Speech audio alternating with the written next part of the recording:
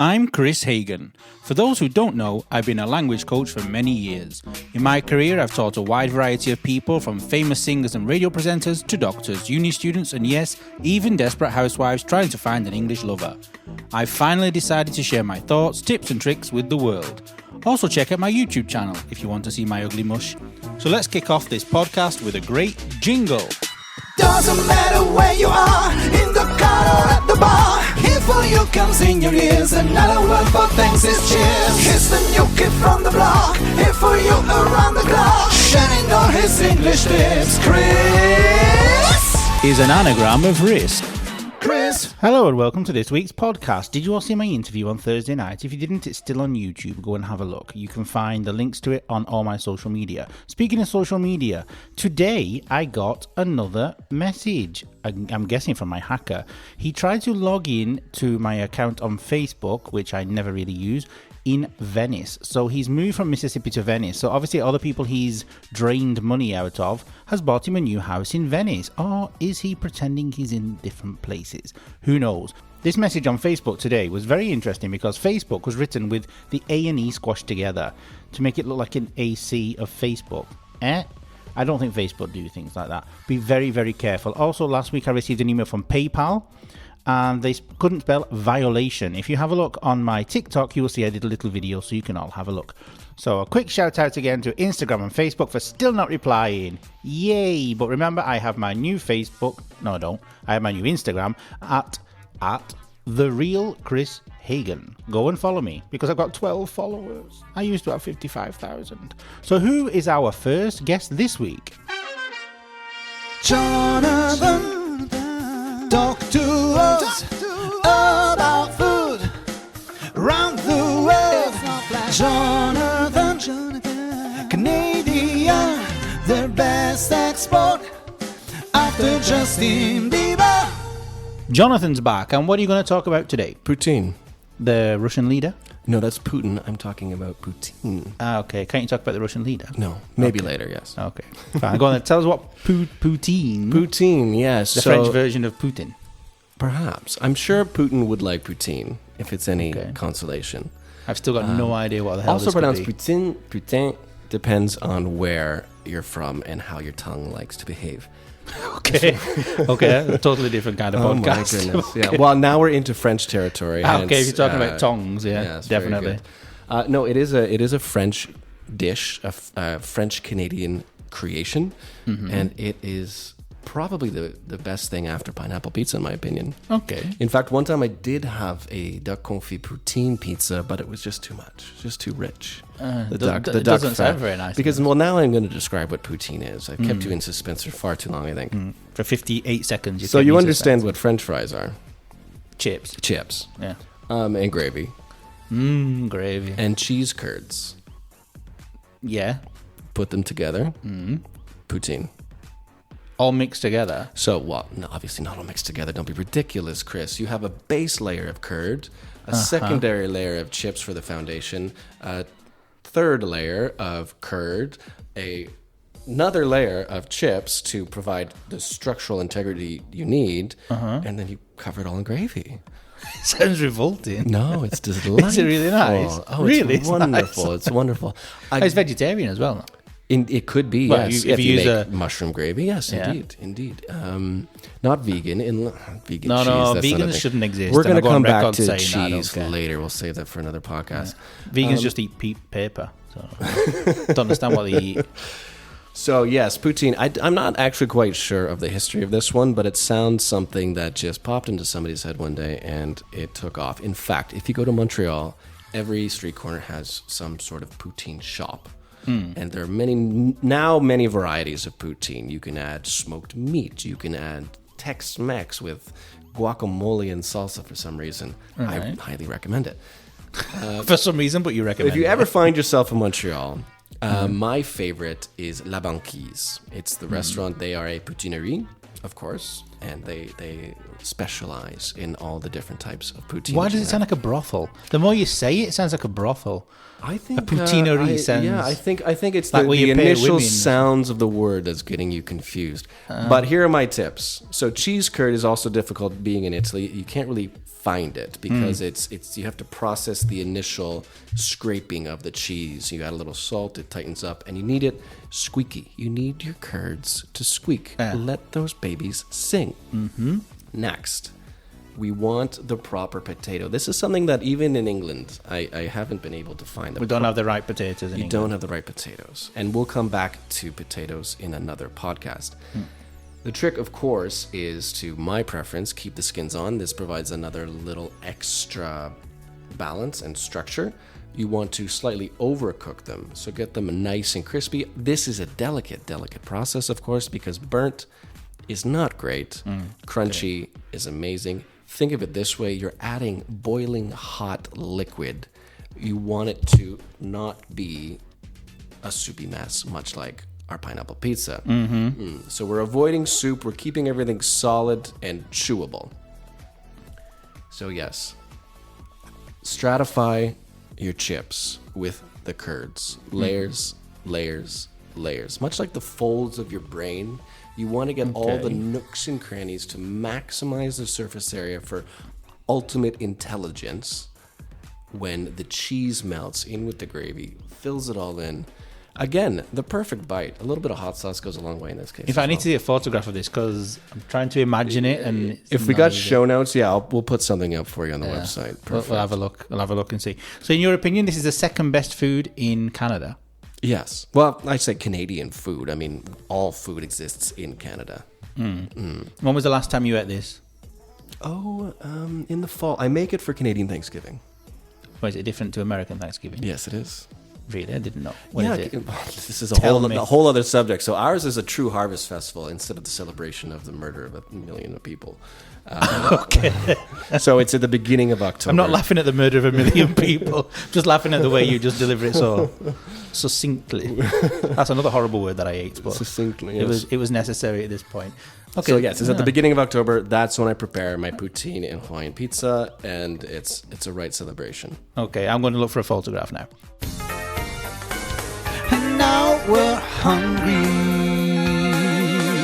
Thank you. Now, who are George Alagaya, Victoria Derbyshire, and Hugh Edwards? Do you know? During my interview this week, which was on YouTube and Facebook and everywhere around the world, I had pictures coming in from Japan, which was so cute. 3 o'clock in the morning, they were watching us. That's determination. Now, what I want to talk about is I received some messages on Instagram and Facebook after saying, but you mentioned the fact that the BBC accent is not the RP accent. It's true, it's not. These 3 people that I've just mentioned are only 3 examples of people not using RP pronunciation. But that does not mean don't watch the BBC, because the BBC uses every accent now, including the RP one, not only. This myth where people think the BBC only use RP is not true. And to be honest, it's good to watch the BBC because you get to taste a little bit of all the different accents. Hugh Edwards, for example, has a Welsh accent. He doesn't have an RP accent. Victoria Derbyshire has an accent from the same place as me because we're from exactly the same town. And the other one, George, he's from Sri Lanka originally. Okay, he sounds posh, but it's still not the correct RP accent as it's so called. Like I said, this does not mean don't watch the BBC because the accents are wrong. The accents are good, but remember, there is a standard pronunciation and then there are accents after a regional accent. But you need to understand everybody, so the more you watch, the better you understand. And in fact, this is the reason why I have different people from around the world talking to my podcast, to expand your comprehension. So Kris, shut up now. She's from Australia. Koala. Or is it maybe South Africa? She doesn't know either, but one thing's for sure, she makes business English sexy. Like a kangaroo. It's Kelly Lawrence. Now, for those of you who actually like business English, because I know there's many of you out there who detest it, trust me, listening to our podcast with Kelly when she talks about business English will make you like it a bit better. So, Kelly, you're here again. You're never away from the place. What are you going to talk about today? Thanks, Kris. Yes, business English, it's not that exciting, but it's quite useful. So listen up. We're going to be talking about job interviews in English. Of course, this is a very scary thing for anybody, especially if it's not in your own language. So it's really important to be really prepared, especially for the kind of questions that you may be asked in English. So first, tell me a bit about yourself. This is like you could use the thing that you talked about in the first podcast, no? Exactly. Which so was the lift pitch? Not the lift pitch. It's the elevator pitch. I'm still trying to change it, but... It's not going to catch on, sorry. No. So it's the elevator pitch, okay? So this is your answer to the question, tell me a bit about yourself. And just like the elevator pitch, it needs to be very short and sweet. So you're not going to tell them a story about your life. Short and sweet like Kelly. Go on. So you're not talking... Not so short. It depends. If you're not They're wearing going to boots... think I'm like a gnome now. A dwarf. So to go on... I'm distracting you deliberately to waste the 5 minutes. This is a test. I have a lot to say. Go then, say. God, So- she's slow. Tell me... Stop laughing, you're wasting time. Go. Okay, so let's go on. Tell me a bit about yourself. The answer is your elevator pitch, okay? A little explanation about who you are, what you're doing, what you want, why you applied, something you could add to this section as well. Now, the most important thing is to make sure that you know how to describe yourself, because they're going to ask you to do it. They're going to ask you what your strengths are. They're going to ask you what your weaknesses are. These are two very common questions. So make sure you know how to answer it. So a few words you can use, for example, is to say you're empathetic, to say you're very driven, you're ambitious, conscientious. These are very common words that you can use to describe your personality. And don't eat an apple. Exactly. Don't bring food into the interview. That's not normal. No. And flip-flops. Flip-flops, maybe in Australia, could be a thing. Yeah, if you're picking strawberries, maybe, but not if you want to be the head of a bank. Exactly. Don't think it's best. But what It's good about advice. things that you shouldn't say in an interview? What things should you not tell people about? Because many times people write on the curriculum that they've been to Africa to save children and all these things. It's never true. But what kind of things should you not say in a job interview? Don't say that you're looking for a job because you need money. Or that you're poor. Even though it's true. Exactly. Don't be too honest. Don't be honest, yeah. Don't be too honest. Exactly. Also, don't ramble. Don't talk for a very long time. This is something that's a bit different, I think, about speaking English in an interview. Usually in English interviews, we're very straightforward. You have about a minute to answer every question. Maybe a bit more if you include a really good example. Then you can talk for longer. But do not talk for 3 minutes or 2 minutes about... Collecting stamps. Exactly, please. It's something that's really not appreciated from the interviewer. I think Kris would agree. Also, don't eat apples in the interview. Don't eat apples.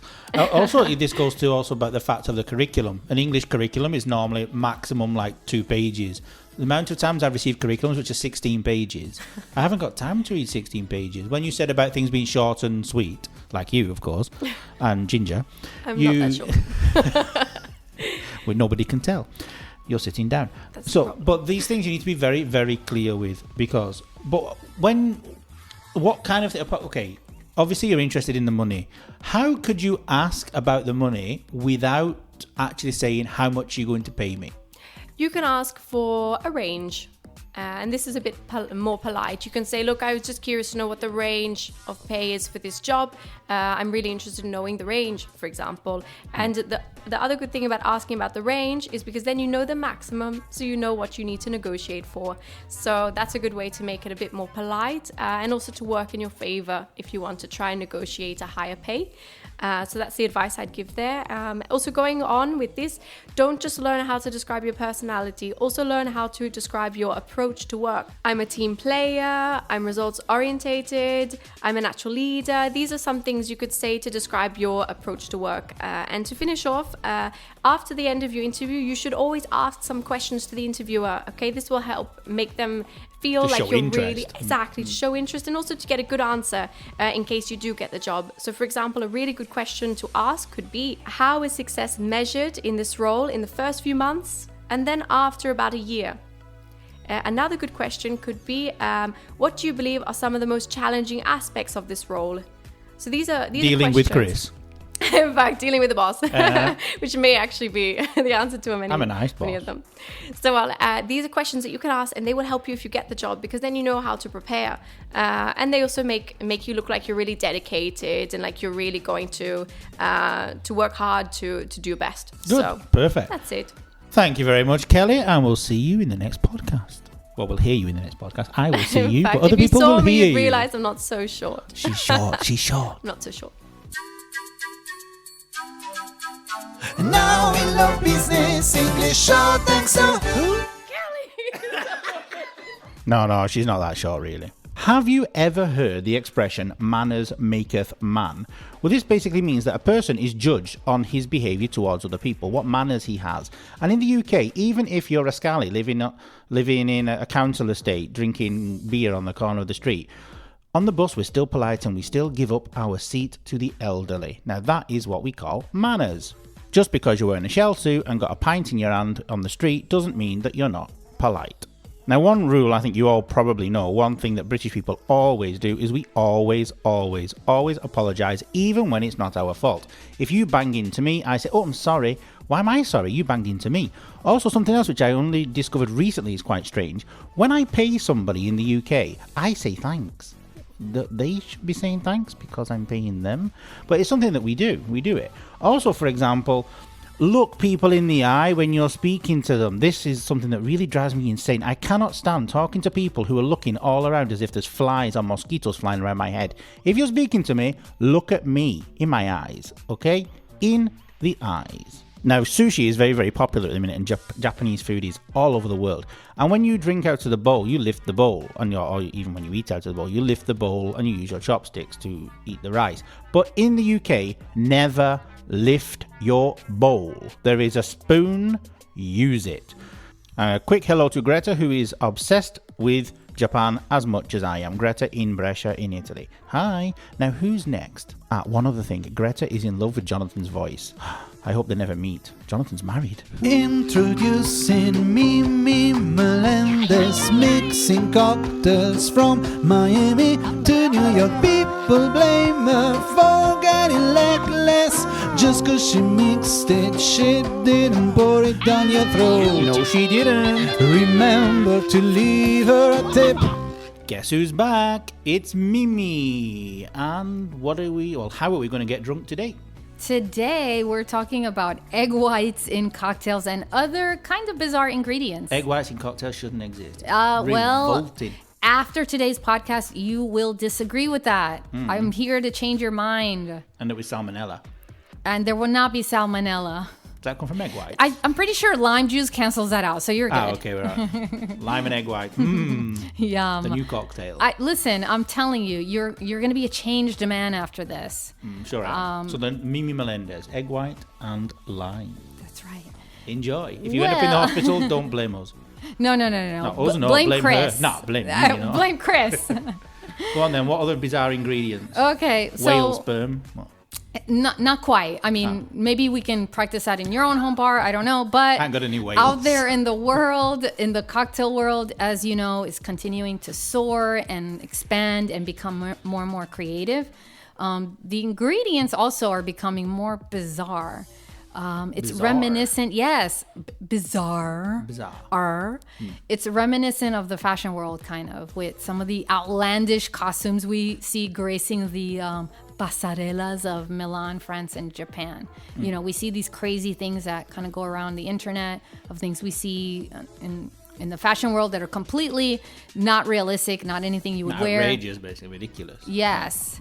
Well, long gone are the days when just adding carbonation or ice or some exotic tropical fruit juice was considered, well, exotic and innovative. In fact, up until recently, ordering a drink with egg whites was considered living on the edge. And from the sounds of it, it sounds like you think it's a completely wild idea to put egg whites in a drink. Once and never again. But I didn't ask for the egg white. It came with the egg white in it. You didn't have the right egg white drink then if you had it and you didn't like it. Trust me, because most of the time, cocktails that have egg whites in them, you don't even realize that's what's in them. This one was swirling around in the glass. You're not supposed to. Are you sure that was egg whites? Yeah. I'm gonna go with. Yeah, I'll take you to a bar and I'll Did show you insult the bartender first? No. He was flirting with my cousin. Oh wow, I don't think that was an egg white. Unless he's trying to kill me then. Probably. I don't think it was an egg white. Okay. I don't think so, because normally it's not. The egg white is not just added into the drink and it's floating around. There's another reason why it's added in there, and it's usually to add dimension and foamy froth, which means it has to be vigorously shaken into the cocktail. And you would never know that it's there except for... Are you a good shaker? Are you very good at vigorously shaking things? I vigorously shake every day. Okay. Every day. This we need I'm to like see. a professional vigorously shaker. So it's not what you think. It's not what you think. For example, a sour, which is a category of cocktail like an amaretto pisco or whiskey sour, or a Clover Club cocktail, or a fizz cocktail. All of these drinks are actually so much better, made so much better because of the egg whites. Because egg whites go astonishingly well with sour citrus flavors. I know that sounds really weird, but it adds a fantastic So with a vodka sour, balance. I can stick an egg white. That's right. But remember, you have to vigorously shake. Well, you can do that for me. Can't you? I'm a professional.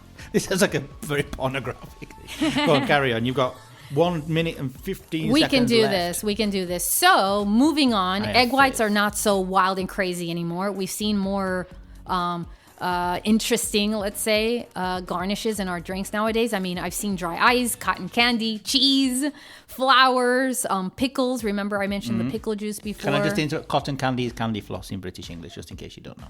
That sounds gross. Candy floss, because I think of flossing my teeth. Could you imagine flossing I'm your going teeth to with candy stick with floss? cotton candy because it sounds so much more fun and More girly. cottony and candy.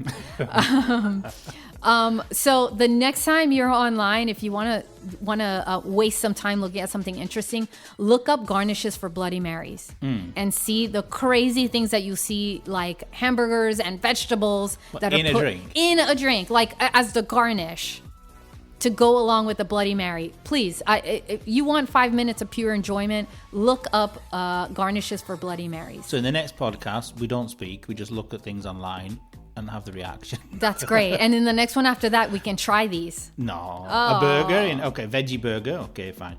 But a veg... and a donut. Yeah. Donuts. Even donuts, Donuts, things like this. churros will be added on there.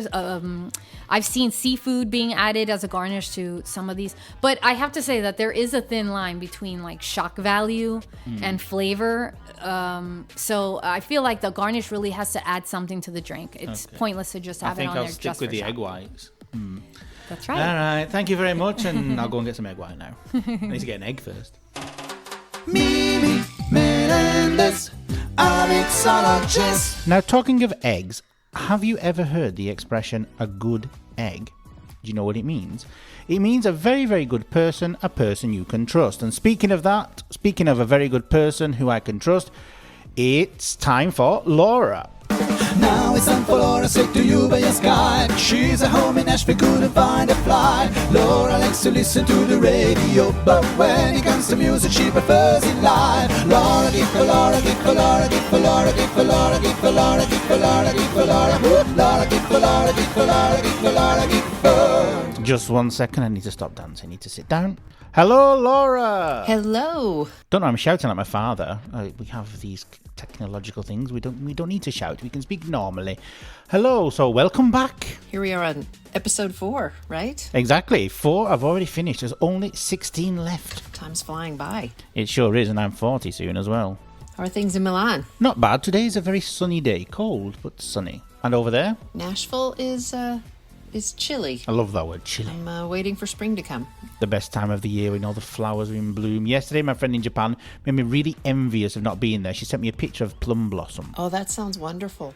So I'm sorry about the Instagram thing. I guess there's still not a resolution. Nothing at all. Silence. That's been really frustrating for you, and I'm very sorry. It's not your fault, don't worry. But go and follow my new one, at The Real Kris Hagan. Please. I've been thinking lately about unfortunate experiences a lot. Because I'm sitting around and have a lot of time to think. Like we all do at the minute. Sometimes it's good, sometimes it's not that good to think. I recently had to help an ex, a friend of mine who I dated for a long time, with a medical procedure because no one except his 74-year-old unvaccinated parents were able to assist, and I didn't want them going to the hospital and catching COVID. So Not a good idea.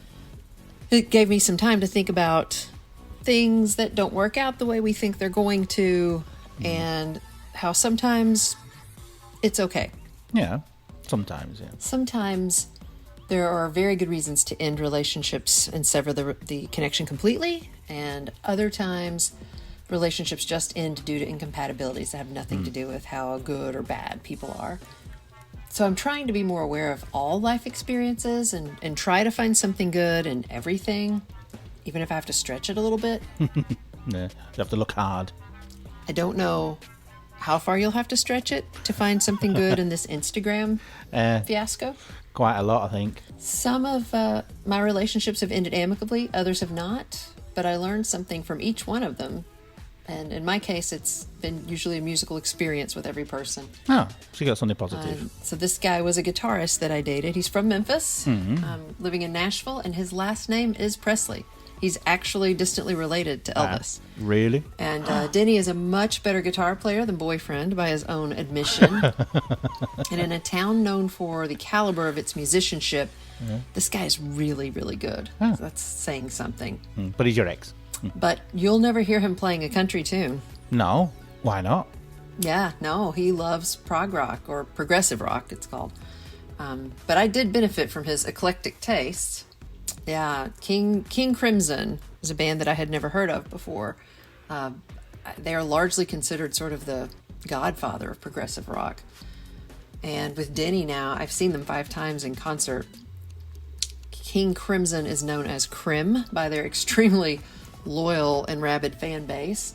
And they've been around since like 1968, and they formed in London. Are you aware of them? Have you heard of them? The name actually sounds familiar, yeah, but to be honest, I can't name a song. Okay, they're a mix of hard rock, jazz fusion, psychedelic rock, and experimental music. Ooh, lots of things. I've heard of other bands in this genre, like Genesis, yes, and Rush. Genesis. But I think Crim are unique, even within this genre. And maybe it's due to the age of the band. They've been around for several decades, or the fact that the lineup keeps rotating and musicians keep changing out. Like many bands will last for a long time. Exactly. The sole remaining founding member of the band is called Robert Fripp. It is amazing to watch him play. He's this very stoic English gent. Like me. Sitting calmly on a stool on stage. I'm very calm. In a black suit, white shirt. Elegant. Nice tie. The only part of his body that ever moves are his hands, which fly at like superhuman speed along the guitar. Nice to see. Unless he's not playing a part, and then his hands are calmly clasped over the guitar. It is just sheer delight to watch him play. Sounds like a proper English gent. So very cool. I'm definitely not cool. Anyway, so during the pandemic, I've learned that Mr. Fripp is married to another musician. Are you familiar with Toya Wilcox? Yeah, she's from Birmingham. Hi, Toya. Ugh, Toya is a complete spaz. You don't like her? Totally artistic, whirling dervish. Together, Toya and Robert have been putting out 2 videos a week during the pandemic, and they are delightful together. They've been married for like 30 years, but they have their own careers, and they've both been on tour their whole lives, so they've been stuck together during the pandemic, which has been delightful to watch because they're like yin and yang. Nice. They are like night and day. Total opposite. But they're perfect together. Opposites attract. He sits very, very still and plays the music while she sings and dances around him in outlandish costumes with the biggest smile you've ever seen. These two are 100% my new model for successful relationships. Obviously, you'd be the Toya Wilcox in the relationship. Well, yes, of course. The crazy, wild one. Oh, yeah. So now I also know who Toya is, and I've now gotten into her music, researched her sort of late 70s, early 80s pop punk princess music, because she was in a band called Toya. It's crazy. All because I met this guitar player here in Nashville who's Elvis Presley's cousin. It's a small world. So when things don't go the way that you planned for them to go, or you think that they could go or should go, it's not always a bad thing. Thanks to Denny, I'm now well-versed in King Crimson and Toya Wilcox. Changed your life. Two performers that couldn't be more different, but Definitely. both pretty spectacular. And for that, I'm grateful. Is there any music that reminds you of people that you don't see anymore, or places you don't go anymore? You always put me on the spot. There is a song called Now or Never by MDO. It's the first thing that comes into my mind. It's probably not the only one. And I used to play this song on repeat continuously while I was driving around in my Citroen Saxo. Woo! A blue one with a yellow knob on the gear stick. With my friends Robert and Deborah. Denise. God, I don't remember her name. Okay, thanks Laura for putting me in this embarrassing situation, and we'll see you next week. Now we know something more about music. Thank you, Laura. And not only do you know something more about music, you also know now that I don't remember my friends from when I was 17, 18 years old. That's not good. My memory is terrible, and I eat a lot of fish. Now, if you want to laugh, go over to my new Instagram account at The Real Kris Hagan, because I posted a picture today of a man in... No, we're not going to tell you. You have to go and have a look because it's fantastic. And I invented a Japanese proverb and put it next to it. Note, I said I invented it. It's not a real Japanese proverb. But go and have a look because really it needs to be seen. It's too good to miss. It has to be seen to be believed. And yes, it's true. And no, I don't know the person. Now I need to go because some of us have work to do. So, jingle! See you next week. Doesn't matter where you are, in the car or at the bar. Here for you comes in your ears, another word for thanks is cheers. Here's the new kid from the block, here for you around the clock. Shining on his English lips, Kris is an anagram of risk.